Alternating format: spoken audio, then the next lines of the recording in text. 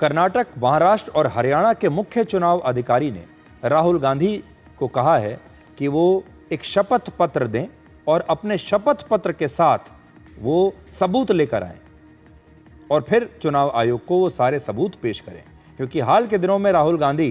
पहले आरोप लगाते हैं, फिर उन आरोपों को साबित नहीं कर पाते, सबूत दे नहीं पाते और फिर बाद में उन्हें माफ़ी मांगनी पड़ती है। इसलिए देखिए कितना दिलचस्प है कि चुनाव आयोग अब ये कह रहा है कि आपके पास जितने भी सबूत हैं,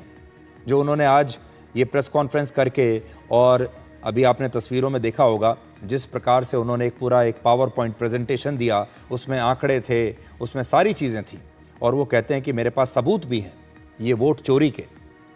तो अब चुनाव आयोग ने कहा है कि ये जो सबूत आपकी टेबल पर रखे हुए हैं, जो आप लेकर आए हैं, आप ये सारे सबूत अब चुनाव आयोग को दे दीजिए,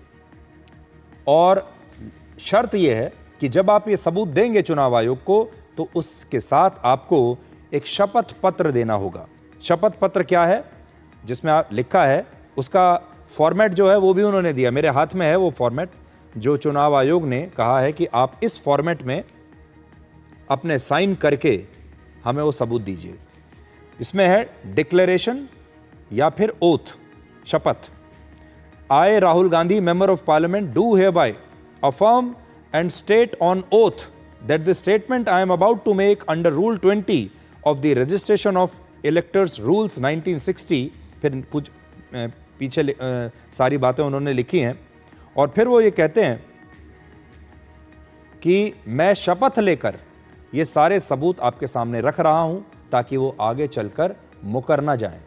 तो देखिए स्थिति कैसी आ गई है कि चुनाव आयोग ये कह रहा है कि सबूत लाइए, लेकिन साथ ही एक एफिडेविट भी लाइए, एक शपथ पत्र लेकर आइए जिसमें आप लिख कर दीजिए कि ये शपथ मैं लेता हूं कि ये सारी जो चीज़ें मैं आपको दे रहा हूं, they are true to the best of my knowledge and belief. इसका मतलब चुनाव आयोग को राहुल गांधी की बात पर भरोसा नहीं है, और यही बात हम लगातार बार बार कहते आ रहे हैं। जिस प्रकार से चुनाव आयोग हो या कोई और मुद्दा हो, राहुल गांधी लगातार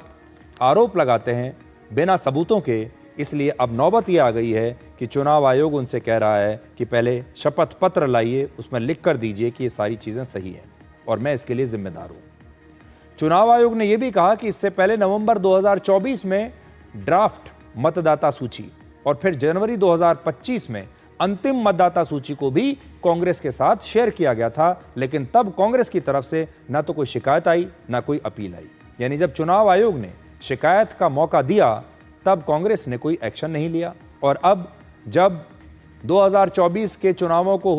हो चुके 1 साल से भी ज़्यादा हो चुका है,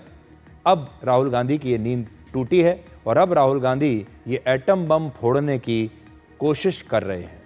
इसलिए राहुल गांधी से आज 4 सवाल हैं। पहला,